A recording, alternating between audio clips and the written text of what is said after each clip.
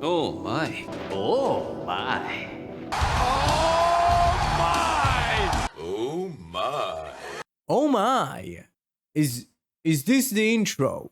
Has my creativity hit that low to do an oh my reference? Well, I shitted out the Gachard intro and practically used the same intro for all 3 reviews last week. As you can see, doing 3 weekly videos and thinking about something interesting in the intro is a lot harder than what any of you think.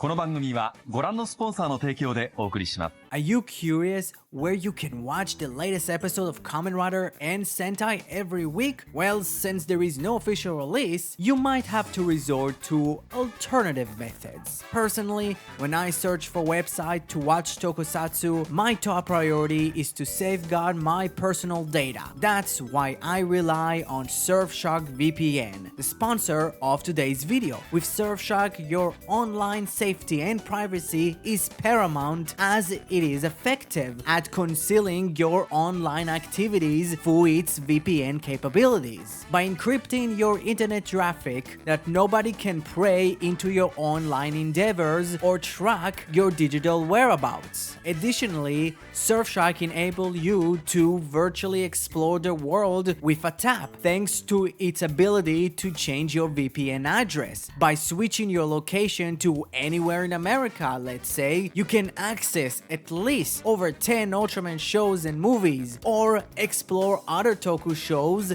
available on Tokushoutsu. You can poke around at the Japanese Premium Bandai page and discover a captivating array of expensive children's toys. I highly recommend getting Surfshark VPN today, as it comes with an extra 3 months. Simply click the link in the description, and if you are unsatisfied, rest assured there is a 30-day money-back guarantee. So why wait any longer? Take advantage of this fantastic offer and sign up now. It's an incredible opportunity for all of you, my fellow Tokusatsu fans. Well, I didn't expect this level of a crossover. I thought it would be borderline, hey, we're in this strange world that doesn't really connect to our story, and those 2 episodes are mainly to sell new toys for the adults that grew up on the old series and to chill out a V-cinema. But it weirdly wasn't. Why it was so good? So our kings have been transported into modern day Japan, specifically Kyoryuger's Japan, where the Day-Boss army came back with the help of King Dudarujan and took over Japan, mainly because they captured most of the Judenryu, in exception to Plesio, that Uchi and Daigo went off in search of King Dudarujan. It was kind of upsetting not seeing Uchi and Daigo's actors, but at least they gave the 2 characters like a line or 2, and they had the actual actors do voiceover for those couple of lines. I really liked the new Day-Boss plan of like, hey, let's just capture the Judenryu, because like if we capture all of them, none of them can transform, in exception to like Plesio. Why they can't just have Kyoryu Violet there? Is the actress isn't there? Is the old man just too damn expensive to hire for like 2 episodes? But also like it's giving the Kyoryugers kind of a semi more of a mentorship role, with them not having the ability to transform. And also, it would have been a cakewalk for both of those teams to just team up and beat the living shit out of the new Day-Boss army, being just 2 monsters. I'll talk about them later, but it's funny, it's just 2 monsters. One of them, they got disposed of in this episode. It's barely an army. The entire episode was pretty much seeing our kings react to this new world, while at the same time see the Kyoryugers act more like a Sentai elders, specifically Soji, that takes a literal leadership role in this episode, mainly because he's the leader of the resistance, which kind of fits to where his character would be now and his development in the show, and seeing him in more of a mentorship role to the new character Prince, like how Torin was for him, was really cool. And Soji being my favorite character and seeing him being more of an adult was like really cool. I like it. I literally loved it even. For Oda, sadly, he didn't really do a lot. He kind of threw around the new day boss and just kind of like threw around his pun jokes. Like, come on. Couldn't you at least have his sister be around? Like, yeah, why she isn't there? Isn't she the second Kyoryu Sian? Why she isn't here? And why she's not even being mentioned alongside her daughter that we already know got recasted? I don't know. While Amy was there for like a couple of minutes in the last couple of minutes of the episode with her finding the captured Judenryu. I don't really know what to talk about her because this is the only thing she did. And for Ian is actually like a lot more important than what I thought he would be. He's basically on the same level of importance as Soji, and also he's pretty hot. Like, why? Like, why this man needs to be so hot? Can you stop Ian? I will talk about Ian later. Let's focus on our new character, Prince. Well, I didn't really know how the show is going to kind of explain to us how he's going to become Kyoryu Red, or at least King Kyoryu Red, without being related to Amy or even King. So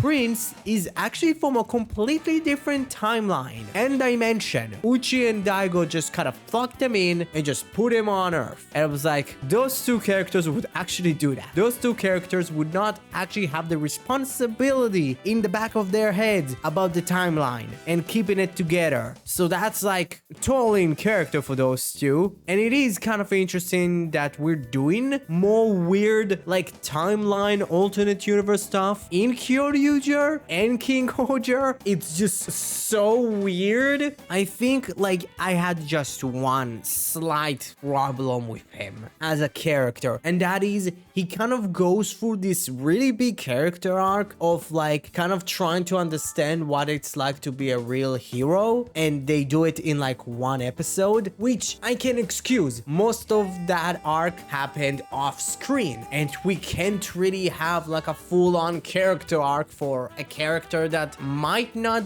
be here for a long time. From what I understand, Prince is going to be way more of a regular to the actual Kyoryugers, but how much of a regular? That's the question. But I did really enjoy the actor. The actor did a really great job at showing in his face and the way he talks and his mannerism that, oh yeah, the pressure of the earth is on him, because he's the only one that actually can transform. I think Prince's actor did an amazing job, and his fight scene with Gira was like really cool. Like Gira like really pulled it off this episode. Like, I'm not really talking a lot about the King Ohger cast because they took like a big backseat role. They were just there to kind of like look around, say, Japan is weird, and that pretty much was it for at least the King Ohger cast. But also, there is one thing that I'm still confused about. Why the hell he's King Kyoryu Red,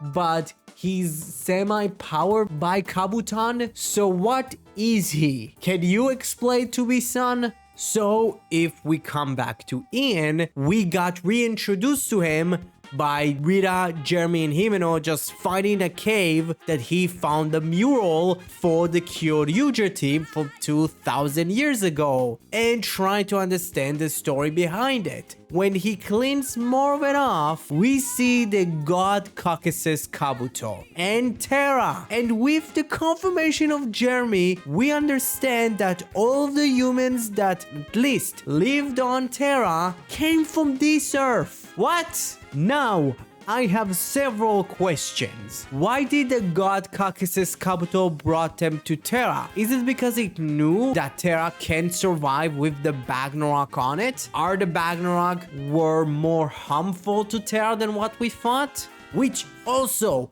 like, puts a big emphasis that, oh, Terra was once Bagnarok country, and the humans never really lived in there. That's like insane. That's so weird. But also it's fucking amazing. Here's the thing, this is just me like throwing around theories, but I'm so interested in learning why the fuck they were brought on to Terra. For the Day Boss army, I really like that the general has the details specifically around the mouth of God Daybos, while having a really cool bug motif, which is really interesting to think about it. God Daybos always kind of changes his look specifically to match the most powerful being around that time. Is it actually God Daybos and he actually changed his look to look like a semi of a bug to match the King Ohger? Like, that's really cool. And the other general, pretty much being the mashup of all of the monster generals, looked really cool. Like, the amount of like Deathfree user shit that has been coming out for the past like what 3 weeks is insane, and having him there was really cool. And also having the voice actors for all of the generals like have a line or two was really cool as well. Well, they had Canderilla, so that was easy, but the rest was also really cool. And if we're already talking about really cool looking suits, I'm liking Kyoryu Red. It's basically Kyoryu Red Carnival, just with the chest armor of the King Ohgers, while also just having the Gabaru Caliber, then like the Gabaru Revolver, which I don't know if it's just Soji just giving him a sword because like, that's my guy. He's my guy. I'm mentoring him. You get a sword. Or like in his world, his Kyoryugers are actually using this as the sword. I don't know. I really like King Kyoryu Red. So yeah, overall, like I truly enjoyed this episode as a fan of both shows. And seeing now that Kyoryuger does play a lot more of a big like element of the story of King Ohger, it would be super interesting down the line to see how much this crossover would affect the story like until the end, or at least the next biggest reveal. So, what you thought about King Ohger episode 32? Comment below, let me know. Thanks for Surfshark for supporting my channel. Subscribe to my channel if you already didn't. Thank you very much. Have a great rest of your day.